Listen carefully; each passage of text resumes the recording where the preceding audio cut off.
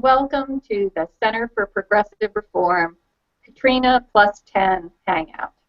I'm Allison Flournoy, a CPR Member Scholar and a professor of law at the University of Florida Levin College of Law. As Hurricane Katrina made landfall in New Orleans 10 years ago, a group of CPR scholars came together, animated by concern and a desire to use their expertise and knowledge to try to understand how a tragedy of this magnitude could occur, in the hopes that their research and perspective might help policymakers in the future to avert similar disasters and suffering.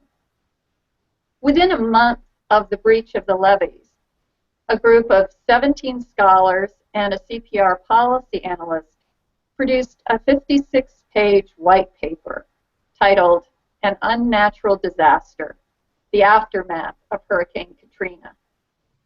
In that report, the scholars identified and analyzed a series of policy decisions, actions, and inactions that had failed to protect New Orleans and had ill-served the American public. The goal of today's Hangout is to bring together 5 scholars, several of whom were lead authors on sections of that report, and several scholars who've joined us since who have highly relevant expertise, to look back at what we've learned from that experience and from the intervening events of the last 10 years, including Superstorm Sandy, the Deepwater Horizon disaster, as well as from our evolving understanding of climate change and what that helps us to see. Our goal in this Hangout is to look back and also identify the relevance of what we learned for other regions of the country and for the future. Today's conversation will focus on 2 themes. The first part of the conversation will focus on the people most affected by Katrina and similar disasters, vulnerable populations, and what we can learn from taking their perspective into account. The second part of the conversation will look at a range of other policy issues, including the overarching issue of what makes for effective governance and what we've learned about good government from these various disasters. The CPR member scholars joining me on this Hangout bring a wealth of expertise and knowledge to bear on these subjects, as well as some firsthand experience with some of these disasters. First, I'd like to introduce Sheila Foster. Sheila is the Albert A. Walsh Professor of Law and a co-director of the Fordham Urban Law Center at Fordham Law School. She has done work on vulnerable populations, among other subjects, and she was recently appointed by New York Mayor Bill de Blasio to serve on the mayor's 3rd New York City panel on climate change. We also have here today Rob Verchick, who is the president of CPR and the Gautier St. Martin Eminent Scholar and Chair at Loyola New Orleans College of Law. And he is a senior fellow at Tulane's Disaster Resilience Leadership Academy. Rob has written about environmental justice, disaster law, and the role of natural infrastructure in protecting against storms and sea level rise. Robin Kundis-Craig is the William H. Leary Professor of Law at the University of Utah College of Law and has written extensively about climate change and about the public health vulnerabilities that accompany climate change. Professor Tom McGarity from the University of Texas is well known to those interested in law and policy related to the environment and public health and safety. He has written on a wide range of topics, including administrative law and environmental law. Tom took the lead at the time of the Hurricane Katrina report on researching the history of the role of NEPA and what role it played and didn't play in decisions regarding the construction of the levees in New Orleans. And last, but far from least, we have Professor Sid Shapiro, who's the Frank U. Fletcher Chair of Administrative Law at Wake Forest Law School. Sid is a leading authority on administrative law and regulatory policy. So welcome to all of you. Thanks for joining us for the Hangout. I'd like to ask Sheila to start the conversation by telling us what you've learned from your experience in New York with Superstorm Sandy about protecting vulnerable populations and what we've learned and where we still have much to learn. Sure, thank you. It's great to be here. One of the things that I think we learned after Sandy and also after Katrina is that when storms and hurricanes and other natural disasters happen, that they occur on a landscape in which people are situated very differently in terms of their ecological vulnerability and their social vulnerability. So, in other words, how the storm or how a hurricane or how a heat wave impacts certain individuals in certain communities is somewhat shaped in large part by not just what kind of infrastructure they live on, or whether they live on the coast, for instance, or whether they're in the middle of a city, but also it turns out whether they have certain kinds of social resources, including social networks, access to emergency services, the ability to escape their neighborhood, for if they find themselves in a disaster that occurs very suddenly. So the one thing that we're very attentive to in New York City is needing to look even at the neighborhood level at inequality, the way in which people and communities are differently situated when these natural disasters occur. Interesting, very interesting. And from the perspective of what the work is that the task force is doing, how are you approaching the task of trying to better protect these communities that are so differently situated?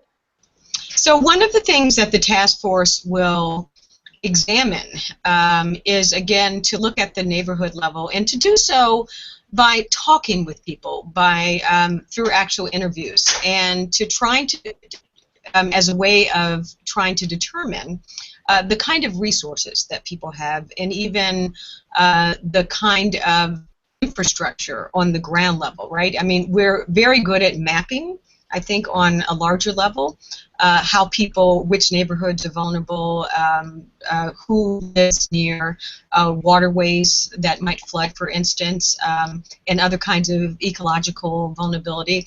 But I don't think we've gotten very good at actually pinpointing in a disaster, right? The ability of certain communities to be resilient, to respond, and to get the help they need. And one thing that the task force will do in the next year or so is to bring a social vulnerability lens and methodology to this issue by, again, talking to people in neighborhoods and trying to bring a set of metrics that will measure the different types of vulnerabilities that different neighborhoods across the metropolitan region might experience in the next occurrence, the next storm or the next heat wave or whatever is coming our way. That sounds like something that could have huge implications for other regions if you are able to develop a methodology of that sort. Thinking back on Katrina, certainly that was a a huge issue that was identified after the fact in terms of transportation, but you seem to be broadening it to look at the whole social network, which seems like it would have a lot of promise. Right, and I think actually the kind of metrics that are being developed now are in part a response to what we know from Katrina, right? It's not just that people didn't have access to cars or other physical resources, but the social networks, right, among certain communities in New Orleans, not just within those communities, but between communities, and the ability of people to reach outside of their closest relatives or friends, and the ability of others to attend to others in communities that are not their own is an important aspect of, I think, planning for disasters and even recovery after a disaster. So there's literature, for instance, a study in Chicago after a heat wave there in the 1990s, which looked at two different neighborhoods in the city that were very similar, except that they had very different resources in terms of their social networks, right? So in one neighborhood, there was a very lively street culture, and when the heat wave happened, the elderly, right, were comfortable coming out of their apartment and exiting the building and looking for help. In another neighborhood, in which the streets were a little more barren and there was less activity, right, the elderly tended to stay inside because they were afraid of leaving their apartment and had fewer resources in terms of calling for help. And so there were more deaths in the second neighborhood, right? So the importance of, again, the idea of social networks, the idea of a place to, or knowing that you can ask for help, right? And knowing that you can reach outside of your own, floor in your apartment or even your building is very important. And so those are the kind of more subtle resource questions, in addition to, right, whether you have a car, whether you have health insurance, right? These are the kind of things that we can obtain data on fairly quickly, right? But these other kinds of intangible resources that matter in disasters are things that you actually have to talk to people and visit those neighborhoods and figure out, right, what kind of other assets people have that aren't necessarily tangible and that may exist not on the surface. Allison, do we have any idea whether other cities are engaged in this process? I know Rob lives in New Orleans. I'd be interested to hear if New Orleans is doing something like that, because as Sheila said, what happened there indicates the need for this. Rob, I think you're muted.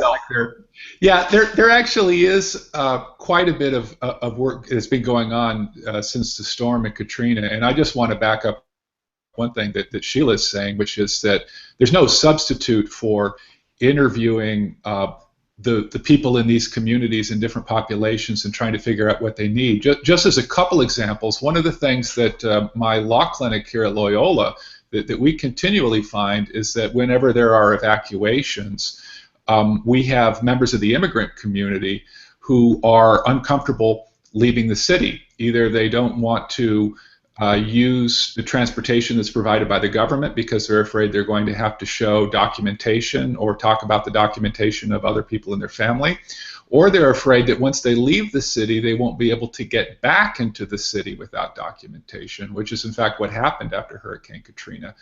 And there were a number of people who weren't able to go back and locate or reclaim their goods.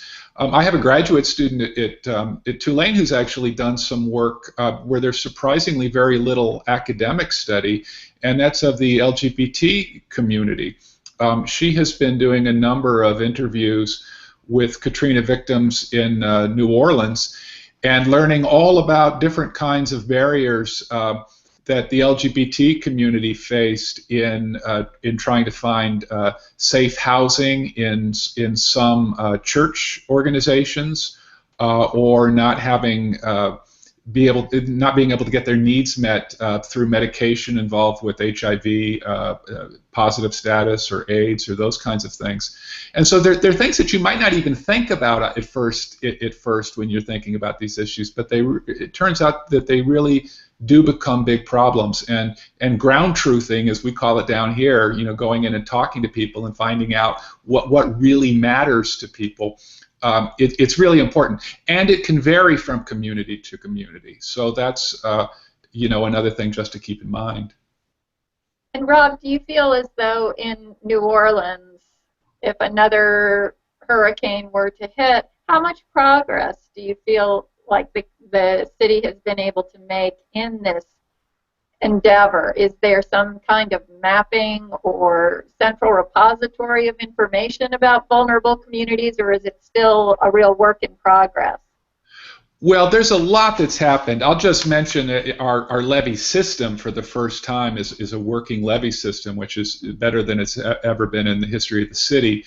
But in terms of serving what I'll think of as overburdened communities or communities with different sorts of needs, I think we've learned an awful lot. We have a group here called the Evacuteers, and there are similar organizations in other cities that make it their work to visit communities, to help communities create their own programs for helping one another and for responding to disaster. We have a pretty good mapping system that was based on some of geographer Susan Cutter's work in terms of trying to locate people or neighborhoods where there are fewer cars, where there are more elderly folks, these kinds of things.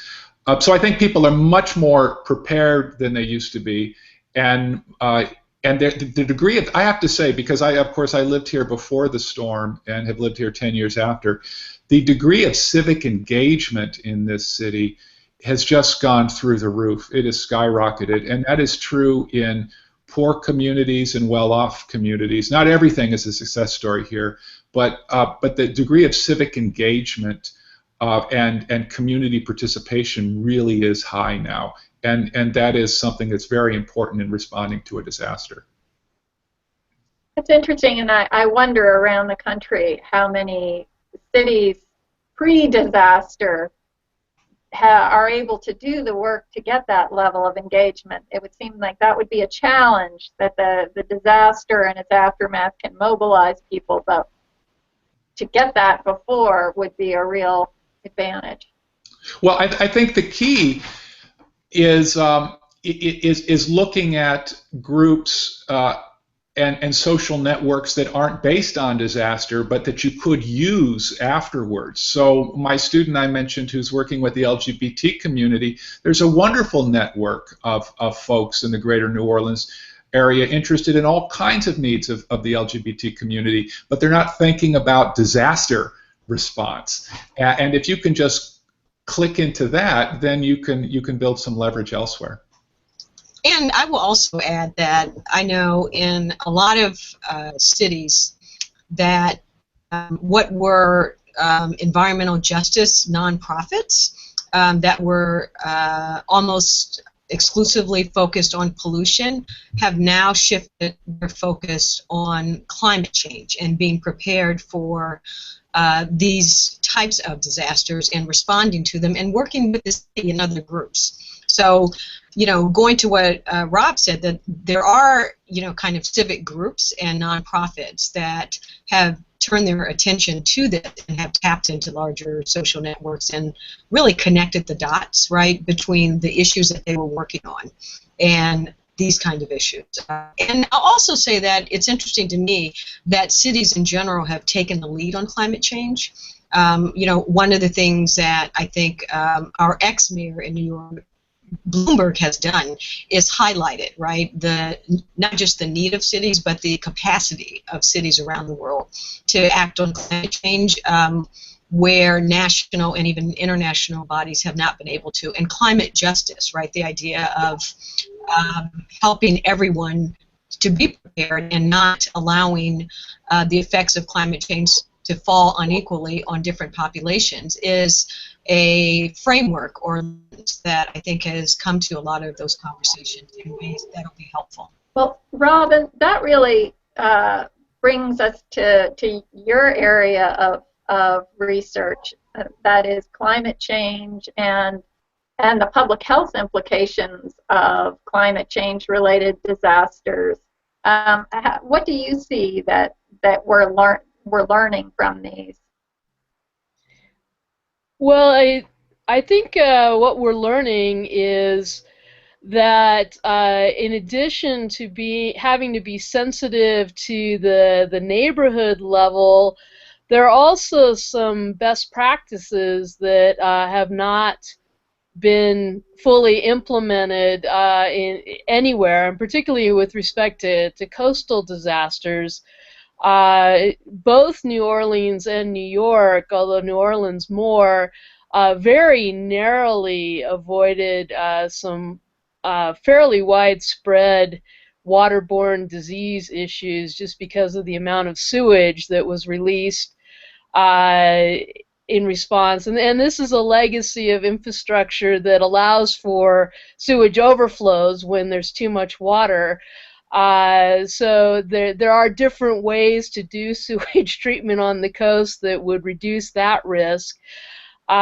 People also forget that seawater in particular, but water in general, are universal solvents. And so anything that's on the ground, in the buildings, on the buildings, tends to get mixed into kind of a toxic soup. So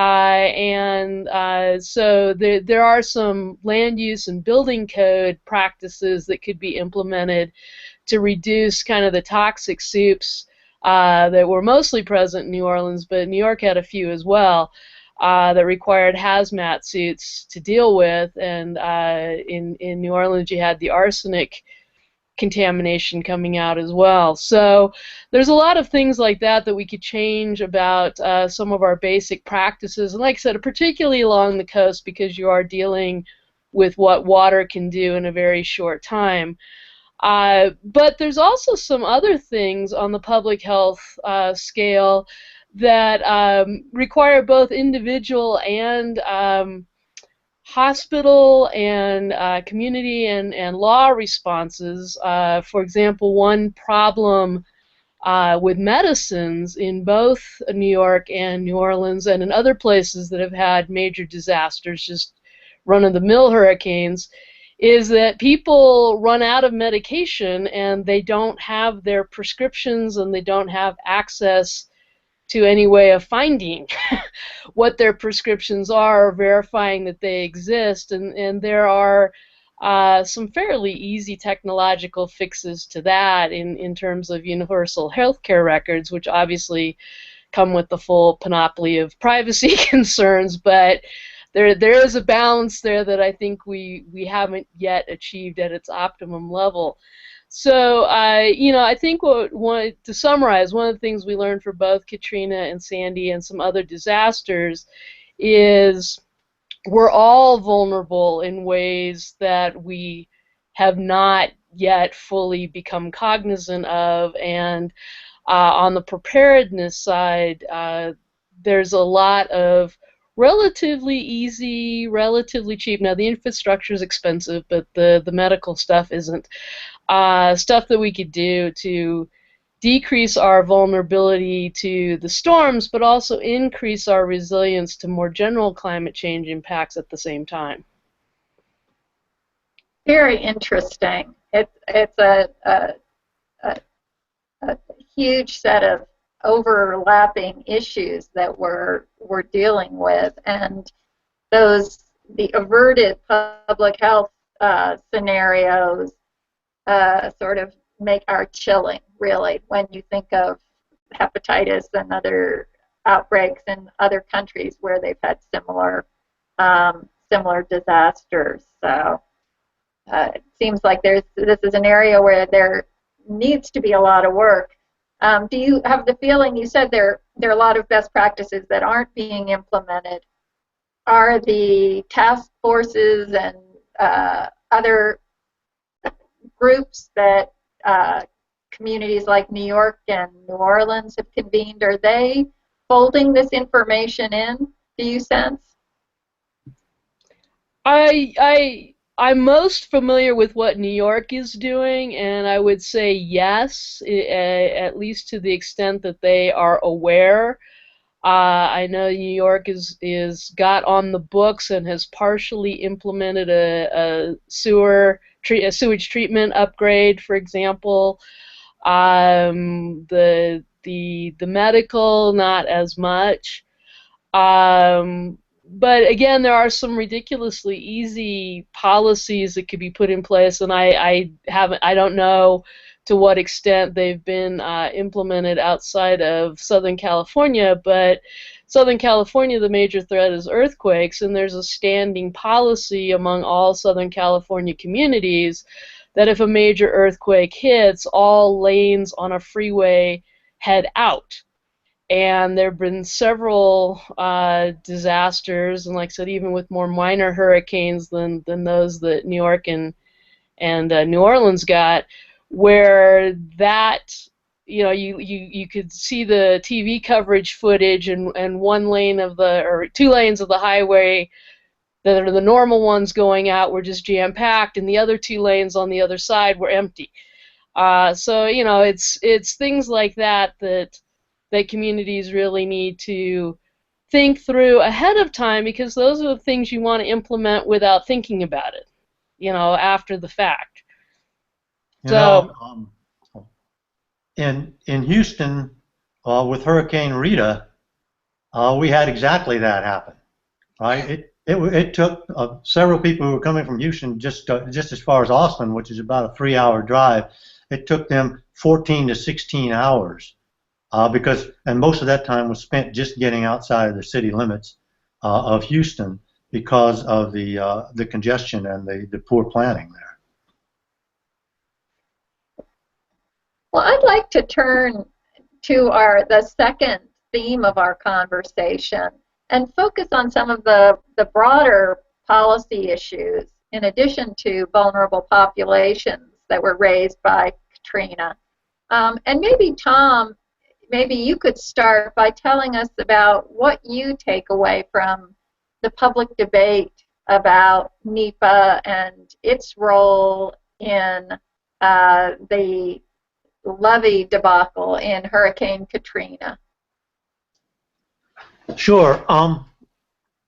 Well, when Hurricane Katrina hit, I, like a lot of other people, expected to see a lot of conversation about limited government and how 25 years worth of limited government and failing to put resources into our infrastructure might have played a role in the Katrina catastrophe. So I was surprised, and I guess my CPR colleague Doug Kaiser likewise, to read early out of the blocks. I went to the various conservative websites to see what their take was on it, and their take was, the Katrina catastrophe was due to the National Environmental Policy Act. And the reason is, they claim, somebody did some historical work and found out there had been a lawsuit back in the mid-1970s challenging a Corps of Engineers project to protect New Orleans by closing off the access of Lake Bourne and the Gulf of Mexico, which is to the east of New Orleans, and to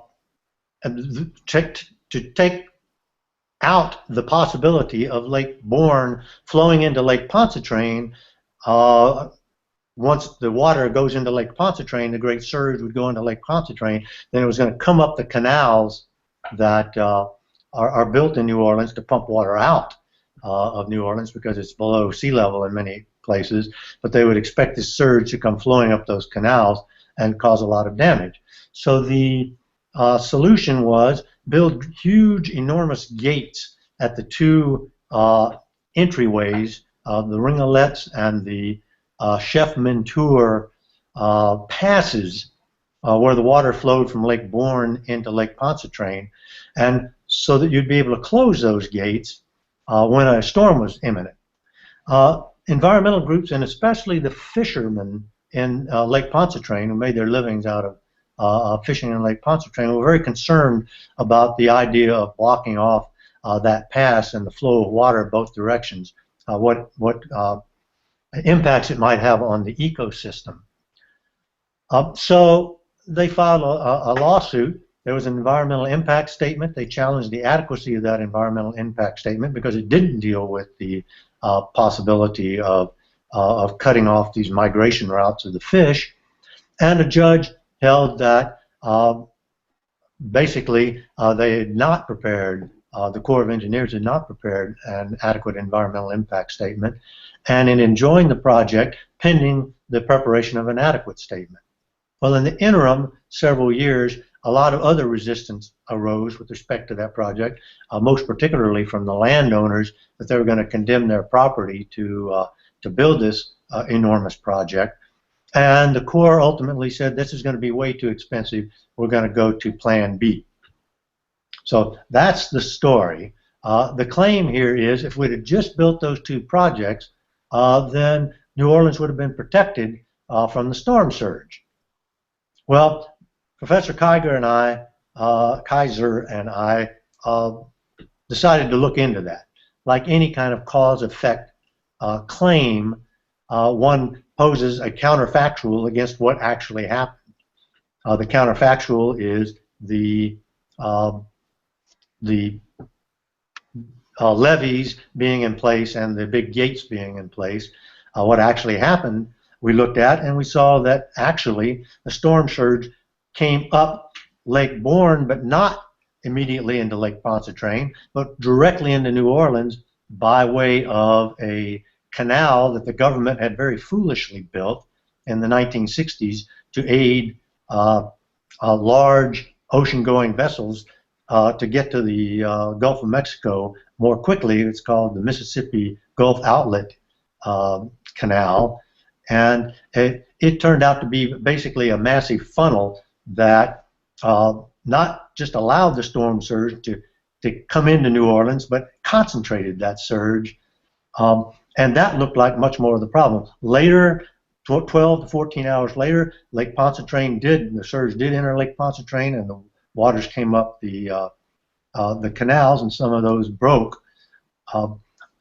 But the story seemed to be they broke because they were inadequately built in the first place. So what we view here is an application of what Professor Hirschman calls the perversity hypothesis, that conservatives or reactionaries will look for reasons for events that happened that explain them apart from or attribute them usually to government action. The perversity hypothesis is that when you take action to do some social good through the government, you'll harm the very people that you're trying to protect. You'll harm them more than you actually protect them. That was obviously what was at play here. You see it at play in lots of other areas too. So this is it's a ongoing argument that's made.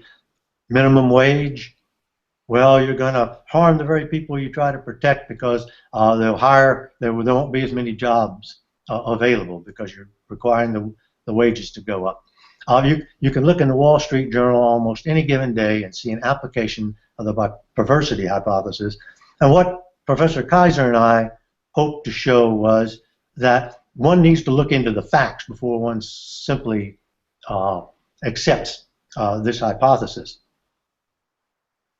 So in a sort of working back from the conclusion you want to reach, which is that government was the problem or regulatory protections were the problem, and then you look at whatever consequence there was through that assumption.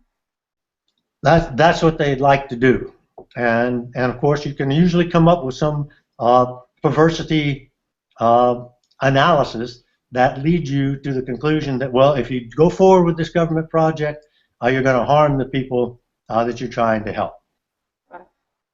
Well, that fits with some things that I think, Sid, you've been thinking about a lot in terms of the role of government and what good governance is. Can you tell us a little bit about what you've been thinking about lately? Sure, Allison.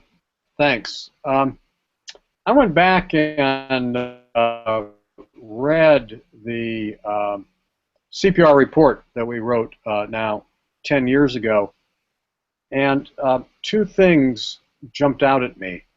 Two kind of general overall conclusions that I think the report reached with lots of detail and facts backing them up.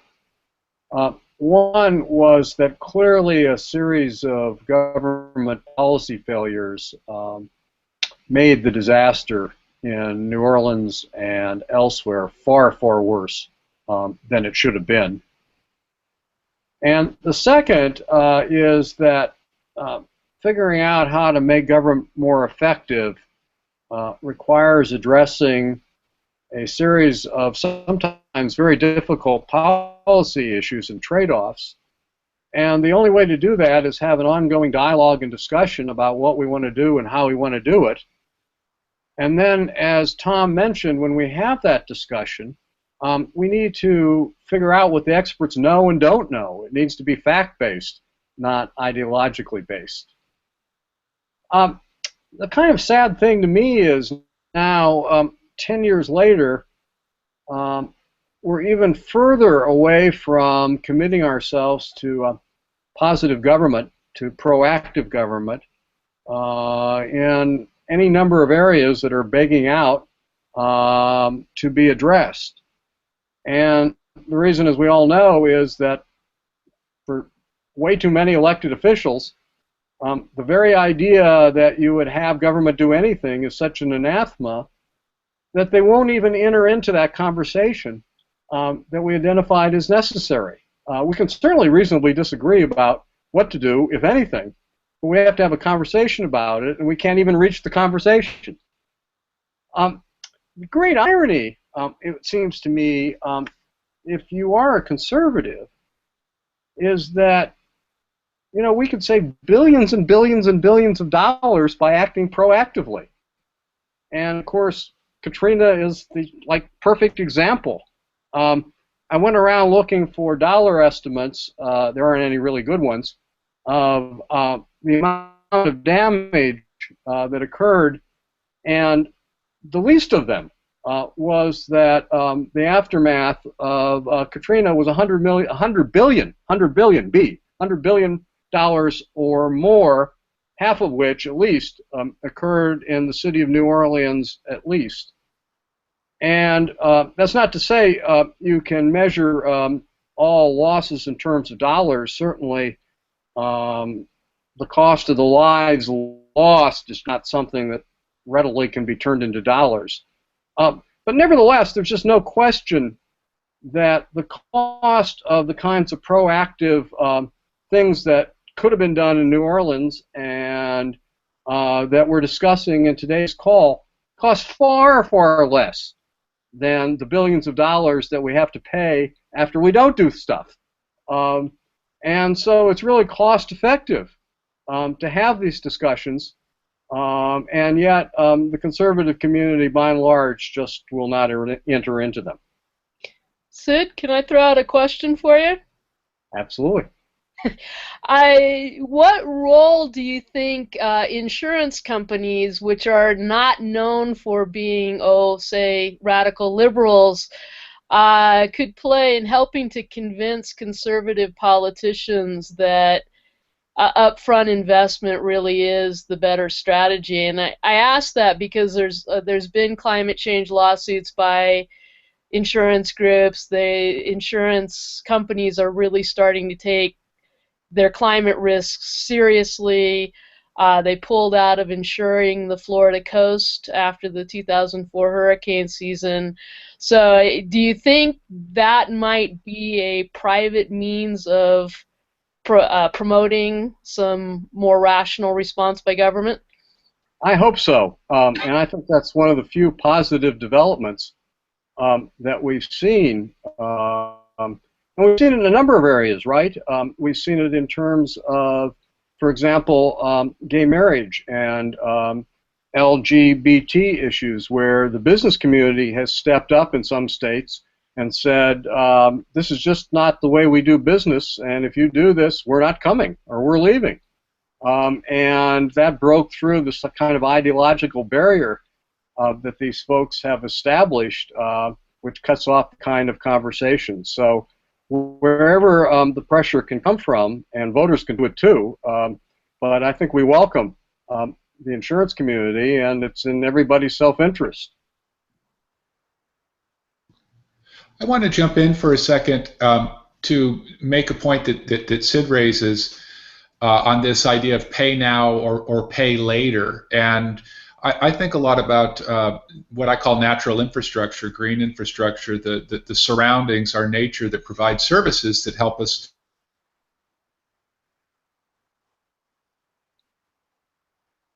disaster. Now, we're lucky in New Orleans because we have 100 miles worth of wetlands just south of us, the largest coastal wetlands network in the lower 48. And it protects this area to an enormous degree when storms hit. This is something Tampa, Houston, Miami, they don't have this kind of thing. And it's something that is very important down here, both to people and to the material assets that are down here. But the oil and gas industry and the government, frankly, too, through its channeling projects, have led to the tattering of these wetlands since the 1930s. We've lost 2,000 square miles of them. We're probably going to lose another 500 square miles in the next 15 years if we don't do something about it. And one of the things that wasn't happening at the time was that the laws in place that protected against just the mutilation of these wetlands, they weren't enforced and they weren't recognized. And so a lot of energy industry work down here didn't conform to permits that required the rejuvenation of these soils. And so now what we're looking at is a coastal management plan that the state has. It would take 50 years, about $50 to $100 billion, and we would spot weld the coast back again with sediment and freshwater diversions. I think it's a very good idea. But the trouble is, how do you pay for something like that? And we have had some lawsuits from a levee board down here representing Orleans Parish that has sued the energy industry, demanding some kind of compensation, hoping to open up a discussion statewide of some kind of settlement in which the energy industry would at least compensate for the proportion of damage that they've done. But the way that the politics work down here, as you might imagine, is the governor and other important people in politics down here don't want to hold oil and gas accountable even for the 25 to 75% damage that studies show they have caused. And so the state's politicians want the federal government to pay the whole freight for this kind of restoration. Now, the federal government, in my view, should pay some because we all get something out of this. Our fisheries, most of the plurality of fish that we eat in the United States comes from this area, and we're all benefited by having a navigation system that goes up the Mississippi River. But to think that that rather than holding private people accountable for the harm they've caused, and instead just putting it on the feet of the taxpayer, that seems a very odd. It seems a very odd strategy, particularly for a conservative governor and conservative politicians to be pushing. And I think this gets to this idea, Sid, about, in part, we've got a democracy that seems broken, that's been captured by certain industries. And so it's not even trying to make the argument pay now or pay more later, because right now we can't even get ourselves extricated from special interests that some large industries are able to manage and enforce here.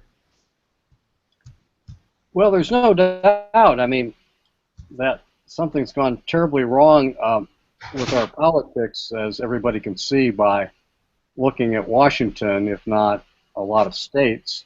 I was interested to follow this up in Sheila's comment, which is spot on, that really the most proactive communities in terms of the kinds of issues that we've been discussing, besides the insurance companies, are the communities that are on the front lines. So all the action is happening in Seattle and New Orleans and New York and Miami and the places that are really on the front lines. The politics there have been exactly in the other direction. You know, it's uneven, and we haven't done as much as we could, and we're missing a lot of low-hanging fruit, as Robin was pointing out much earlier in the conversation. But I'm wondering, I guess I'll ask everybody, what can we learn from those communities, and are there any lessons there we could carry to the national level to overcome this extraordinary gridlock in which we're locked? So I think that cities have taken the lead because of the gridlock, and one of the things that we can learn, well, I think there are a couple things, right? One is that action is apt to happen where the danger is most, you know, kind of potently obvious, or closer to the populations and even the cities or countries, you know, in some examples abroad, that are going to be most impacted. But I also think that there are other tools. So we've talked some about environmental laws, but it strikes me that one of the things that's happening in cities around, you know, development is the use of land use and zoning and other tools, right, to mitigate and plan for some of the harms that are going to befall, right, many cities around the world. In a world in which most of our people will live in urban areas, I think that land use and local governments have a larger role to play, perhaps even than I think our conventional environmental legal tools. And so it's interesting to me that a lot of the places that you just mentioned, including New York City, are using, I think, building codes, you know, to green buildings, are using zoning, much like inclusionary zoning for affordable housing. There's a way in which you can use incentive and performance zoning to build, to not build in areas that are ecologically vulnerable and that will create or generate costs, right, down the line, and to make some of these developers, right, pay as you go, right? So it's not a question of, you know, paying afterwards or even paid before as you go, right? If you're going to build in certain ways or in certain areas or for certain populations, that we tax you up front, and even as you are building, and find ways, right, to make them pay for the kind of externalities that we expect, right, to have to internalize as these disasters hit. Because our cities are becoming denser and our metropolitan areas are too, which means that more people are being rendered vulnerable, right? And in that way, I think that cities and land use laws really have a larger role to play than maybe, you know, traditionally they have in this area.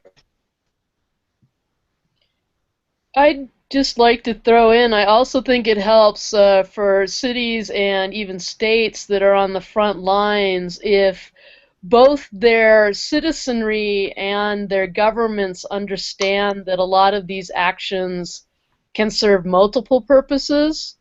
So, for example, Connecticut has a really innovative, to get back to Rob's point about coastal wetlands, program to try and adapt their coasts to allow wetlands to continue to exist.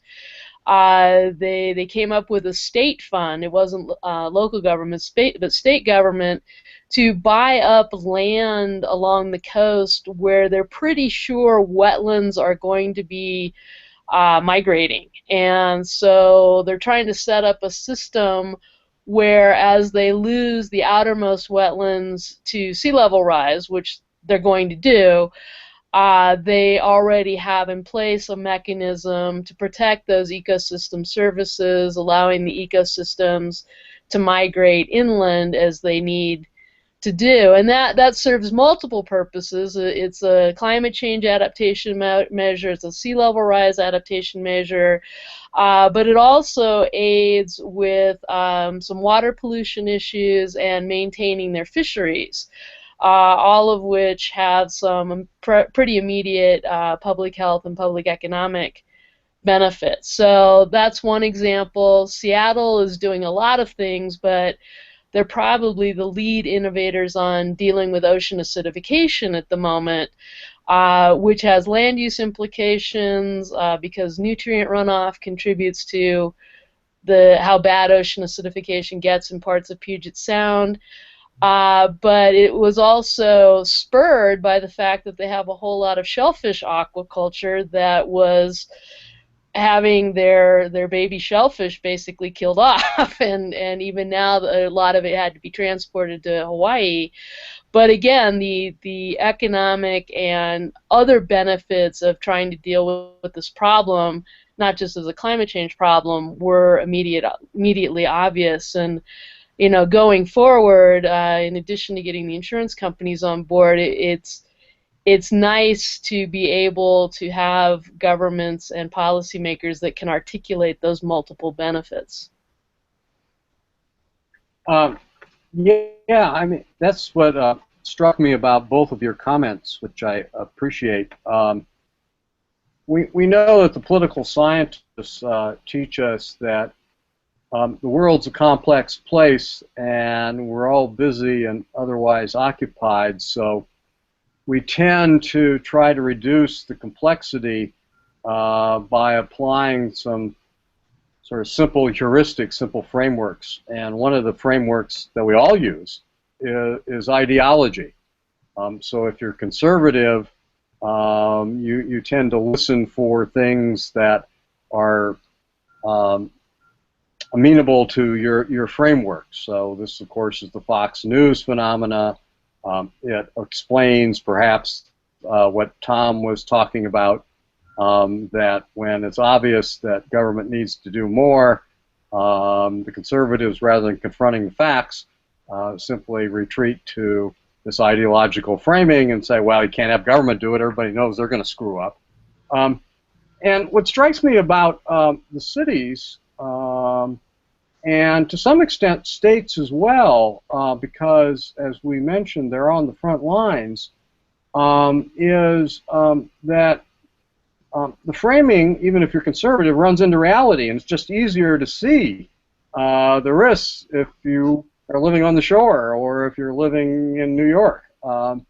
And so when someone says, hey, we need to pay attention to this, it sort of rings true and past your initial kinds of dispositions. So that's why I think it's correct that somehow we need to speak to those who are a little less on the front lines and get past their initial framing. And certainly our political leaders would help, at least the ones that are inclined to do something, if they would explain, as you said, that there are these multiple benefits, that we save money, even more importantly, we save lives, and that it's just a kind of sensible thing to do, and hopefully break down on some of those predispositions not to listen.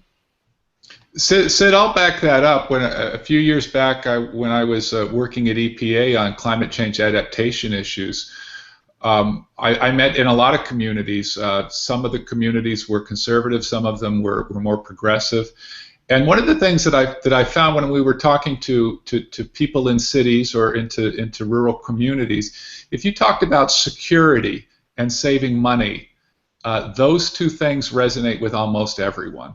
And it makes no sense to build a levee system the wrong way the first time when you're going to have to rebuild it later on. And it makes no sense to expose people that you love and your families to threats to your home, to your children. You know, these are obviously ideas that matter a lot. And I am struck, even in some states, for instance, like Louisiana, where there seems to be a lot of political debate about even the existence of climate change. That coastal restoration plan I told you about earlier, you can download it. It has Governor Jindal's name right on the front cover, and it's chock full of the best climate science that's available in the world. Because the people who designed that study and that restoration plan, who are looking for federal funds to build it, knew that none of that was worth anything and wouldn't protect your families or your homes if you didn't take into consideration the impacts of climate change. My home state of Nevada is the same way. Their water resource agency uses the best climate science available in the world to try to project its water use, even though many of the politicians, including the governor of Nevada, have a hard time talking about the subject of climate change. At least publicly. But I think you're right. When you need to solve a problem, all of a sudden you need to pay attention to the evidence. And at some point, people will do that if you bring them along and talk about the right set of values. Well, this has been a fascinating conversation, and we're getting towards the end of our time. But I want to just give each of you a chance, if you have a comment that you want to add into this, just to bring it to closure. We've covered a lot of ground, and I think a lot of insights that have relevance around the country for communities that are always susceptible to various kinds of risks, particularly in this era of climate change. So any concluding thoughts you have to share? Well, I'll start, being the guy from New Orleans, and that is, I think you can't give up. You cannot give up. These problems are huge. They seem very intimidating, and sometimes I think we wonder whether government or anybody else, any other kind of human organization, can address them. But I think what's important is that you can do it incrementally. And if you keep in mind that what you're trying to do is get toward a goal of more resilience and more robustness, you can start one day at a time, just the same way you do with a diet or the same way you do with an exercise program, whatever it is. You just keep going forward and try not to slide back. And I think that that's an attitude that's very helpful in a situation like this. It's helped us in New Orleans immensely, I'll tell you. I was on a plane last weekend, and I was reading a book that was published in 1951 by Walter Lippmann, who was the most popular newspaper columnist at that time. And as I read the book, although I was trying not to bother my seatmate, I would say, yeah, amazing, yeah. So he finally turned to me and said, "What are you reading?" And I said, "I was reading this book by Walter Lippmann." And he was complaining in 1951 that we were in the same sort of political period in which we now find ourselves, and a kind of gridlock where we were simply ignoring the problems of the day. And yet, by the 1960s, because political leadership and citizen activism, we had that period, extraordinary period, where we really did take on some of the most profound issues that were facing our country. And I don't know that the situation is necessarily worse today. Maybe it is. But I join Rob that we need to be patient and keep marching ahead, and remember the country has gotten better over the years, and we just need to do it again. And I want to pick up on, I think, somewhat hopeful note. I'm struck, 10 years ago, that the most powerful images from Katrina were broadcast, I think, around the world. And they were images not just, I think, of the capacity of one storm to really overwhelm a city, but also of the most vulnerable people being left behind. And I think a lot of us will never forget those. And similarly, I think after Hurricane Sandy, right? I think there's a humility that we all gain from having experienced storms. But I'm also struck by the fact that more people, in particular, I think, in the younger generation, are galvanized around issues of climate change and climate justice. In New York City, we had a big march around the theme of climate justice. There are more people on the ground, more policymakers, I think, in both parties, but in particular at the local and state level, that are now willing to do something. I think we have a president that is, taking action. So I think that 10 years after Katrina, I'm hopeful, more hopeful than not, that that we will continue to pass policies and to take action on climate issues for the most vulnerable people, but also for everyone, and that if we keep pushing, that we can get a lot done. And I just will add to this discussion, I too like to try and walk away from this discussion with a ray of hope. And what I've been struck by in a number of disasters, Katrina, Sandy, I had occasion in December to be in Christchurch, New Zealand, and viewing how they're dealing with the remnants of the earthquake.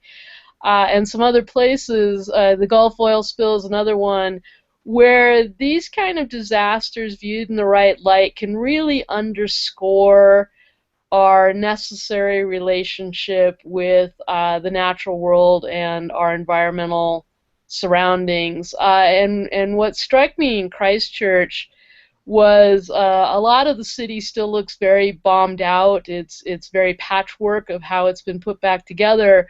But one of the places that survived relatively intact is Christchurch's wonderful botanic garden. And I got to talk to some of the people that work there, and they were explaining how important that natural space has been to the citizens of that city who are recovering from the disaster, and how much more value that garden has gotten since the disaster, because people can come there to kind of just collect their thoughts and be reassured that something remains, something good remains. So like I said, I think that's been true after all of these disasters, that from the right perspective we come away with a renewed understanding of how important our natural amenities actually are. And I take hope from that. And I guess I would add to that, I would certainly agree with that, but add to it that we need to understand the importance of our relationships to each other, and the notion of community, which we saw in New York, we saw in New Orleans as well. I'm of that generation of the 60s that where so many extraordinary things were happening. There are many in my generation, though, that really aren't moving forward to the extent that they should. I have Sheila's optimism about the young folks. They are moving forward, and gives me great hope that they are. And I just would recall, and a message really to now my generation, which is from a song that we all heard many times back in the 60s. One line, which is, "Get out of the way if you can't lend a hand." And if we can't lend a hand, then at least get out of the way. Well, that is a wonderful note, I think, to conclude this conversation on. I want to thank all of you scholars from getting together from around the country to talk today. I know I've learned a lot from both the information and the extraordinary insights you all bring to this from your expertise and experience. And I want to thank those of you who joined us to watch this Hangout. I hope you too found it inspiring and useful. And so thank you for joining us for this Center for Progressive Reform Katrina+10 Hangout.